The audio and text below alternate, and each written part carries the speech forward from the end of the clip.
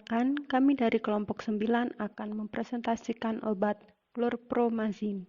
Namun sebelumnya, kami akan memperkenalkan diri kami terlebih dahulu.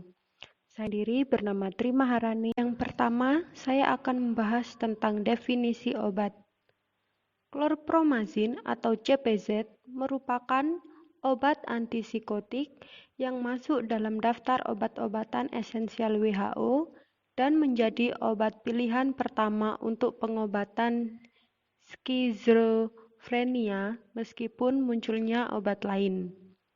Untuk klasifikasinya termasuk antipsikotik, termasuk golongan obat keras, rumus kimianya C17, H19, CIN2S, berat molekulnya 355.321 gram per mol, waktu paruhnya 30 kurang lebih 7 jam, merek dagangnya CPZ, chlorpromazine, meprosetil, CPZ 100, Promactil, diproduksi oleh PT Messi Pharma TM.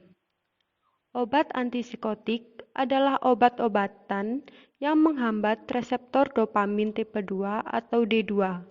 Berdasarkan rumus kimianya, obat-obat antipsikotik dibagi menjadi golongan fenotiazin, misalnya chlorpromazine, dan golongan non-fenotiazin, contohnya haloperidol. Menurut cara kerjanya terhadap reseptor dopamin, dibagi menjadi dopamin reseptor antagonis atau DA dan serotonin dopamin antagonis atau SDA. Skizofrenia adalah penyakit kronis berupa gangguan mental yang serius yang ditandai dengan gangguan dalam proses pemikiran yang mempengaruhi perilaku.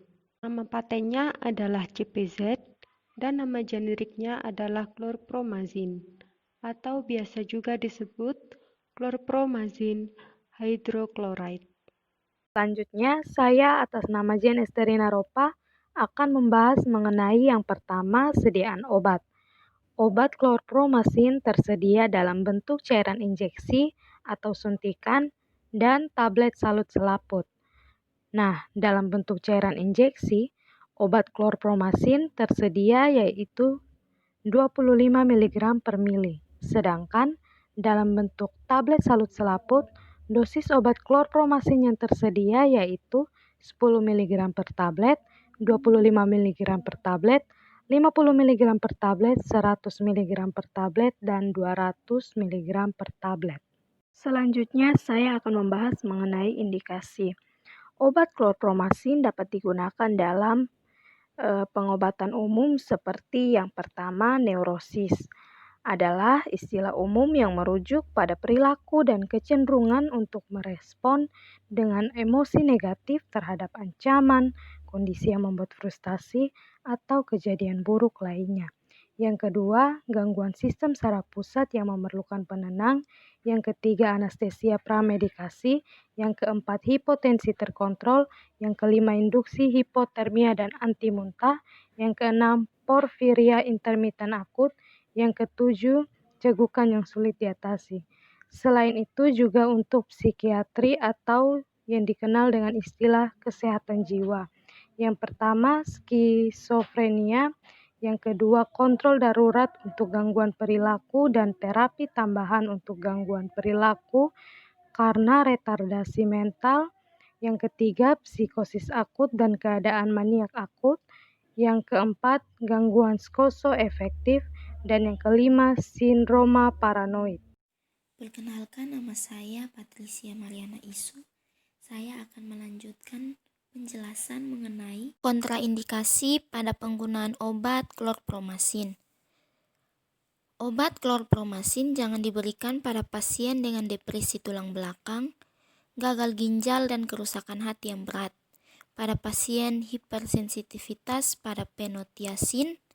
Jangan digunakan untuk vertigo dan mabuk perjalanan. Jangan digunakan pada bayi di bawah 6 bulan, pada pasien sindrom Reye, dan pasien yang koma yang disebabkan oleh barbiturates dan alkohol. Berikut ini adalah efek samping yang bisa saja muncul pada saat penggunaan obat klorpromazin, yaitu penyakit kuning atau ikterus, hipotensi postural, diskrasia sedara, distonia akut, akatisia, tardif diskinesia, gangguan penglihatan, mengantuk, hipotensi ortostatik sering terjadi, depresi pernafasan, dan dosis besar dapat menyebabkan reaksi ekstrapiramidal berupa kekakuan otot leher, tremor, kesulitan bicara, dan leukopeni. Selanjutnya, saya atas nama Nadia Doko. Pertama, obat ini memiliki efek terhadap susunan saraf pusat, terutama pada daerah subkortikal. Yang kedua, klorpromazin atau golongan obat fenotiazin ini adalah obat penenang utama yang memiliki aksi antipsikotik. Nah, untuk aksi antipsikotik ini adalah jenis obat yang menghambat kerja dari reseptor dopamin yang ada di otak kita.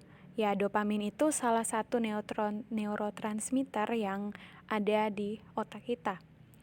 Nah, sifat klinisnya ini memberikan efek seperti psikotropik, sedatif atau mengurangi kecemasan, ketegangan dan agitasi, antiemetik atau obat anti mual muntah. Selanjutnya pemblokiran serotonin, antiadrenergik kuat atau simptolitik, serta efek antikolinergik perifer lemah. Untuk onsetnya yaitu 15 menit pada IM atau intramuskular dan 30-60 menit pada oral. Yang ketiga, klorpromazin ini merupakan neuroleptik yang bekerja memblokir reseptor dopamin possinaptik dalam sistem dopaminergik mesolimbik dan menghambat pelepasan hormon hipotalamus dan hipofisis. Ya, ini seperti yang sudah saya jelaskan sebelumnya. Dan yang terakhir tentang bagaimana obat ini bekerja, ia juga menghasilkan blokade alfa adrenergik yang dapat menyebabkan hipotensi. Klorpromazin juga memiliki kecenderungan untuk menghasilkan kadar glukosa dan kolesterol serum yang meningkat. Setelah itu, kita akan membahas tentang farmakokinetik yang pertama, yaitu absorpsi.